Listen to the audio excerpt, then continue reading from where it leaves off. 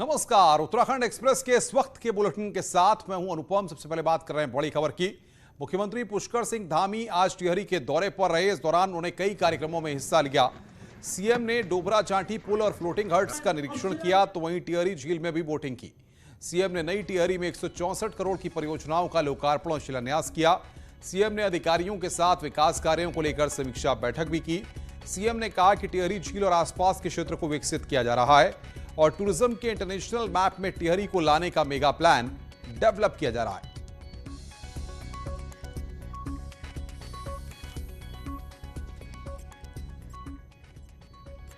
उत्तराखंड को हम आध्यात्मिक और एक सांस्कृतिक राजधानी के रूप में पूरी दुनिया की बनाना चाहते हैं। उस दिशा में हम काम कर रहे हैं और टिहरी में जो हमारा टिहरी की झील है, इसके आसपास यहाँ का जो हमारा पर्यटन है वो विश्व स्तर का हो, विश्व प्रसिद्ध हो।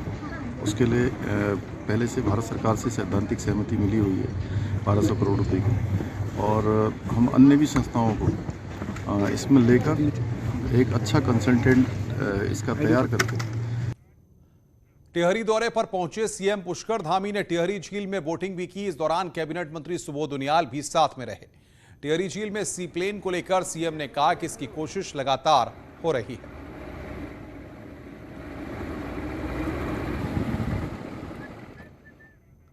उत्तराखंड की सियासत में हलचल शुरू हो गई है। बीजेपी कांग्रेस को एक बड़ा झटका देने की तैयारी में है।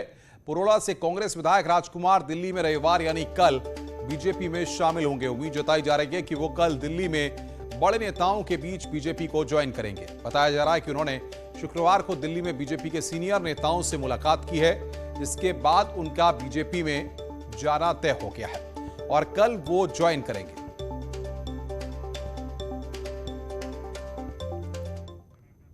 दो 2022 चुनाव से पहले कांग्रेस के लिए अपने नेताओं को बचाना चुनौती बन गया है।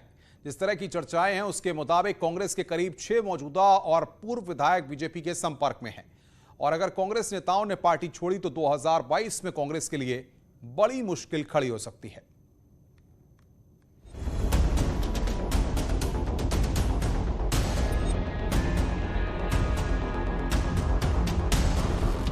सब कुछ ऐसा ही रहा तो रविवार को बीजेपी दिल्ली में कांग्रेस को बड़ा झटका देगी। खबर है कि निर्दलीय विधायक प्रीतम पंवार के बाद अब कांग्रेस विधायक राजकुमार बीजेपी का दामन थाम सकते हैं।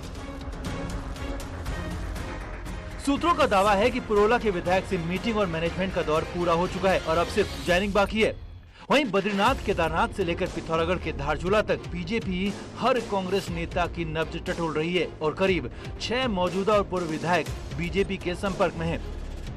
हालांकि कांग्रेस नेता प्रीतम सिंह का कहना है कि बीजेपी पैसे के दम पर ये सब कुछ कर रही है। बीजेपी धनबल के आधार पर अगर इस तरीके का कृत्य करेगी तो लोग इसे देख रहे हैं। लोगों ने सरकार के कार्यकलापों का, सरकार के कार्यों का आकलन कर लिया है और लोग इस बात को कह रहे हैं कि सरकार की विदाई करनी है। 2022 में विदाई तय है। ये कुछ भी हथकंडे जो है करने का काम चाहे भाजपा के लोग। इस वक्त उत्तराखंड में कांग्रेस के 10 विधायक हैं। ऐसे में एक विधायक के भी पार्टी छोड़ने का संदेश अच्छा नहीं जाएगा। हालांकि बीजेपी का कहना है कि जो समझदार हैं उन्हें पता है कि कहां जाना है। बीजेपी का कहना है कि पैसों से खरीदने की बात कांग्रेस में होती है और नेता राजनीतिक सुरक्षा के लिए बीजेपी में आते हैं। दूसरा, एक बार अगर आपने देखा होगा, भारतीय जनता पार्टी अगर मान लो किसी को कमिट करती है, उस कमिटमेंट को भी पूरा करती है। आपने देखा होगा पूर्व में जो कांग्रेस के माननीय विधायक यहाँ पर आए, माननीय अमित सिंह ने उनको कहा था, आज सारे के सारे मंत्री हैं, तो भारतीय जनता पार्टी, उनको मालूम है कि कोई ऐसी पार्टी है जो कमिटमेंट पूरा करती है तो भारतीय जनता पार्टी। साल 2016 में हुई बगावत से कांग्रेस को कितना नुकसान हुआ, ये 2017 के रिजल्ट ने साफ कर दिया और अब चुनाव से पहले फिर कांग्रेस नेताओं के बीजेपी के संपर्क में होने की खबरों ने कांग्रेस के भविष्य पर बड़ा प्रश्न चिन्ह लगा दिया है। दीपांकर भट्ट, न्यूज़ 18, देहरादून। चारधाम में देवस्थानम बोर्ड के विरोध में चल रहा आंदोलन 31 अक्टूबर तक स्थगित हो गया है। इस बात की घोषणा मुख्यमंत्री पुष्कर सिंह धामी से मुलाकात के बाद तीर्थ पुरोहितों ने की है। तीर्थ पुरोहितों का कहना है कि मुख्यमंत्री धामी ने उनकी बात सुनी है और सही फैसले का भरोसा दिया है, इसलिए आंदोलन स्थगित करने का फैसला लिया गया है। पुरोहितों की मांग है कि देवस्थानम बोर्ड भंग होना चाहिए। मुख्यमंत्री जी ने हमारी बात सुनी और चारों धामों के सभी तीर्थ पुरोहित उनको सुनने के लिए आए तो उन्होंने जो बात हमसे कही हम उनका स्वागत करते हैं और स्वागत योग्य भी है। हमारी जो जिद थी उसमें उन्होंने थोड़ा सा सकारात्मक कदम उठाया है। तो वो सकारात्मक कदम ये था कि 15 दिन बाद मतलब 30 अक्टूबर तक आप अपने आंदोलन समाप्त कर दीजिए। वहीं मीटिंग के बाद मुख्यमंत्री पुष्कर धामी ने कहा है कि हाई पावर कमेटी इसमें जैसे ही सुझाव देगी फैसला लिया जाएगा और आखिरी फैसला सरकार को ही लेना है। वहीं सीएम ने कहा है कि चारधाम यात्रा के लिए सरकार तैयार है और इसमें हाई कोर्ट के फैसले का इंतजार है। कोई अगर इसमें कम्युनिकेशन गैप है तो हम लोग उसको दूर करेंगे और पहले कमेटी पूरी बात सुनेगी, उसके बाद सरकार को उस पर निर्णय लेना है। तो आज हमने उनसे अनुरोध किया है कि सभी लोग जो है और सब लोग, क्योंकि हमारी सरकार पूरी तरह से जो है उसमें गंभीर है। उधम सिंह नगर और चंपावत के अपने दौरे के दौरान बीजेपी प्रदेश प्रभारी दुष्यंत गौतम ने संकेत दिए हैं कि जो भी जिताऊ उम्मीदवार होगा उसी को टिकट मिलेगा। साथ ही बीजेपी उम्मीदवारों पर किए जा रहे सर्वे को लेकर गौतम ने कहा है कि यह पार्टी का इंटरनल सर्वे है। साथ ही गौतम ने यह भी जता दिया कि विपक्ष कांग्रेस पर कैसे हमलावर हो रहा है।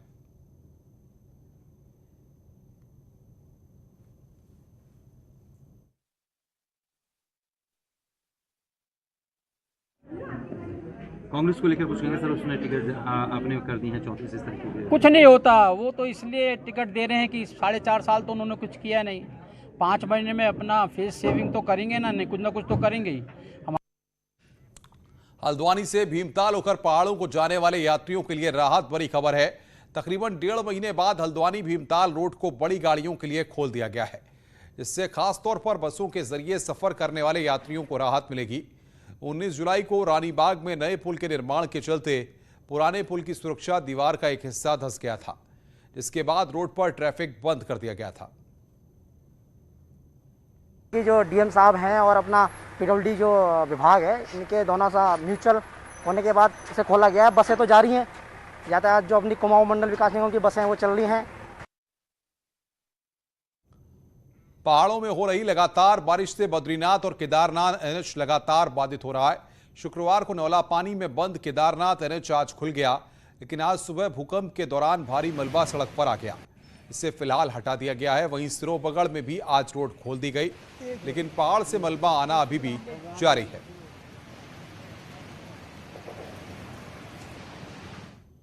चमोली के पीपल कोटी जोशीमठ के मध्य टंगड़ी के पास पागल नाला हाईवे के लिए नासूर बन गया है।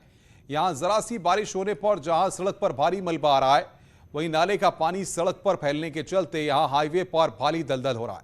बद्रीनाथ हाईवे स्थित पागल नाले की जहां हाईवे पर दलदल आने के चलते एक एम्बुलेंस घंटों फंसी रही, जिसके बाद यहां एनएच की सहायक कंपनी की मशीन द्वारा यहां मलबा हटाने के साथ की जेसीबी के सहारे एम्बुलेंस को निकाला जा सका।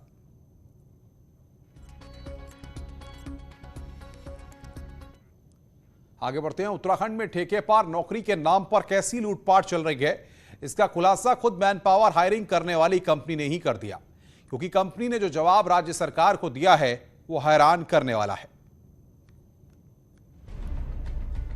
सरकारी नौकरी की चाहत किस तरह लोगों को चूना लगा सकती है, इसका खुलासा ए स्क्वायर नाम की लखनऊ की प्राइवेट मैन पावर फर्म के जवाब से साफ हो जाता है। महिला एवं बाल विकास डायरेक्टरेट को भेजे गए अपने जवाब में फर्म ने साफ तौर पर लिखा है कि वो सिक्योरिटी के तौर पर 20,000 से लेकर 40,000 तक नौकरी चाहने वालों से लेती है। 200 से ज्यादा लोग इस फर्म को अभी तक पैसा दे चुके हैं। कईयों का आरोप है कि नौकरी छोड़ने पर सिक्योरिटी कभी भी वापस नहीं मिलती। नहीं, अभी तक तो किसी का पैसा वापस नहीं है। मेरे को 28 जुलाई को उन्होंने विभाग से हटा दिया था। मेरे द्वारा मेल भी की गई है विभाग कंपनी को कि मेरा सिक्योरिटी मनी वापस दो। वो उल्टा चार्ज हम पे लगा रहे हैं कि आपको 20,000 और देना है अभी। अच्छा जी, तो कितना आपने दिया था? हमने 20,000 जनवरी में रखा था। अच्छा, फिर अभी क्या 20,000? हाँ, हम लोगों ने तो ये सोच के दिया था कि सिक्योरिटी मनी है। सुविधा शुल्क देकर टेम्पररी कॉन्ट्रेक्चुअल नौकरी देने का खुलासा तब हुआ जब आम आदमी पार्टी के नेता अजय कोठियाल ने 25,000 देकर सिक्योरिटी गार्ड की नौकरी पाली। मामला पॉलिटिकल था, इसीलिए महिला बाल विकास डायरेक्टरेट तुरंत हरकत में आ गया। अब मंत्री रेखा आर्या मीडिया की पहुंच से दूर हैं, जबकि भ्रष्टाचार के आरोप तैर रहे हैं। अब आप देखो, ए स्क्वायर एक प्राइवेट कंपनी है, एक प्राइवेट ट्रस्ट तीसरी वो है। वो कह रहे हैं प्राइवेट ट्रस्ट में हम सिक्योरिटी लेते हैं। मतलब टोटल इलीगल तरीके को आज वो कंपनी फिर भी जस्टिफाई करने की कोशिश कर रही है। पॉइंट ये है कि सरकार के जो अधिकारी हैं अब इसको कितना सीरियसली लेते हैं। सब कुछ सामने हाईलाइट हो रखा है, बहुत सीरियसली लेने की जरूरत है इस चीज़ को। जॉइंट डायरेक्टर AK सिंह का कहना है कि हर रिक्रूटमेंट पर प्राइवेट फर्म को निश्चित पैसा दिया जाता है। अब सवाल यह है कि जब सरकारी पैसा दिया जाता है तो फर्म अलग से कैसे वसूली कर रही थी, जिसका जवाब मिलना बाकी है। देहरादून से न्यूज़ 18 के लिए सत्येंद्र बर्तवाल की रिपोर्ट। राज्य में उपनल कर्मियों से जुड़ी बड़ी खबर है। उपनल कर्मचारियों की सैलरी बढ़ाने को लेकर प्रस्ताव तैयार हो गया है। इसके अलावा धरना प्रदर्शन के दौरान रुकी हुई सैलरी भी सरकार कर्मचारियों को दे सकती है। 15 सितंबर को कैबिनेट में इसका प्रस्ताव लाया जाएगा। कैबिनेट में उपनल कर्मियों की मांग के लिए बनाई गई मंत्रिमंडल समिति की रिपोर्ट रखी जाएगी। मंत्री गणेश जोशी ने कहा है कि जल्द ही उपनल कर्मियों को बड़ा फायदा सरकार देने जा रही है। दिलाया था, सबसे पहले हमने सुनिश्चित किया था कि किसी कर्मचारी को निकाला नहीं जाएगा। दूसरा, इनका हड़ताल के समय का वेतन वो भी देना हमने सुनिश्चित किया है। और हमारी जो मंत्रिमंडलीय समिति है उसने चर्चा करके और हमने इन लोगों से बातचीत की थी, एक सम्मानजनक वेतन वृद्धि के लिए हमने कैबिनेट में प्रस्तुत किया है। 15 तारीख की कैबिनेट में वो आएगा। नैनीताल में 119वां नंदा देवी महोत्सव का रंगारंग आगाज हो गया है। रामसेवक सभागार में नंदा महोत्सव का शुभारंभ हुआ। इस दौरान DIG कुमाऊं के साथ SDM नैनीताल और शहर के लोग मौजूद रहे। आज कदली लेने के लिए दल को रवाना किया गया, जो ज्वेलीकोट से केले का पेड़ लेकर आएंगे। इससे नंदा सुनंदा की मूर्ति का निर्माण होगा और यह महोत्सव 17 सितंबर तक चलेगा। हालांकि इस बार भी नंदा सुनंदा के डोले का नगर भ्रमण नहीं होगा, लेकिन दर्शनों का लाभ जरूर मिलेगा। कोरोना नियमों के तहत हो रहे आयोजन में दर्शन 30-30 लोगों के साथ होंगे। कल गद्दी वृक्ष होगा, आगमन नैना देवी मंदिर में होगा। तत्पश्चात 13 तारीख को मूर्ति का प्राण वो होगा, अनावरण होगा, मूर्ति बनाई जाएगी और 14 तारीख के ब्रह्म मुहूर्त में प्राण प्रतिष्ठा होंगे। तत्पश्चात सारे कार्यक्रम 17 तारीख तक चलेंगे। 17 तारीख को 12 बजे के बाद मां का डोला नैना देवी के समीप ही पिछले वर्ष की तरह वहीं पर विसर्जन होगा। अल्मोड़ा में भी नंदा देवी महोत्सव की शुरुआत आज से शुरू हो गई है। मां नंदा सुनंदा की मूर्ति स्थापना कर अष्टमी को पूजा अर्चना की जाएगी। 17 सितंबर को मां नंदा सुनंदा की भव्य शोभा यात्रा निकाली जाएगी। एक हफ्ते तक चलने वाले महोत्सव में रंगारंग कार्यक्रम भी आयोजित होंगे। कांग्रेस नेता सचिन पायलट इन दिनों जिम कॉर्बेट पार्क घूमने के लिए रामनगर पहुंचे हैं। सचिन पायलट अपनी पत्नी और बेटे के साथ यहां पर पहुंचे हैं और आज पायलट ने अपने बेटे के साथ कोसी नदी में रिवर राफ्टिंग की। सचिन पायलट ने मोहान से डिकुली तक राफ्टिंग की है और अब कल कॉर्बेट पार्क घूमने का प्रोग्राम है। निजी दौरे के चलते पायलट ने कांग्रेस नेताओं और मीडिया से भी दूरी बनाई है। देहरादून के जिलाधिकारी आर राजेश कुमार और SSP जन्मजय खंडूड़ी ने शनिवार को मसूरी में कोविड गाइडलाइंस को लेकर चेकिंग की। बिना मास्क पहने लोगों को जहां समझाया गया, वहीं कोविड गाइडलाइंस का उल्लंघन करने वाले दुकानदारों के चालान भी काटे जा रहे हैं। DM और SSP खुद सड़कों पर उतरे और नियमों का पालन करवाया।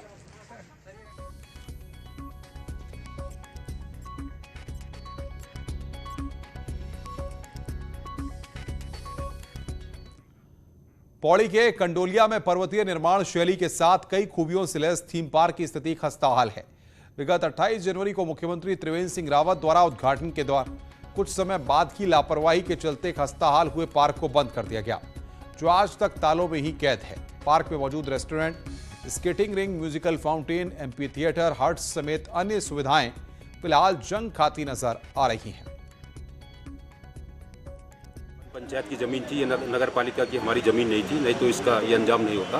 तो हमारी ये मजबूरी है कि हमारे क्षेत्र में नहीं है वो, तो ये बड़ा दुर्भाग्य। और पौड़ी का विकास इसीलिए रुका है कि हम लोग एक समन्वय के साथ जो है विकास कामों को जो है अंजाम तक नहीं पहुंचाते। कंडोलिया थीम पार्क का जो है निर्माण कार्य पूर्ण हो चुका है। वहाँ पर कुछ कमियां थी, उसका निरीक्षण भी किया गया था। संचालन का जो टेंडर था वो भी हमने कॉल कर लिया था और अनुबंध भी गठित कर लिया था। संबंधित ठेकेदार के माध्यम से जो है संचालन जल्द शीघ्रता से प्रारंभ। खबरें और भी हैं, फिलहाल रुकना एक ब्रेक के लिए। ब्रेक के बाद जल्द हाजिर होते हैं।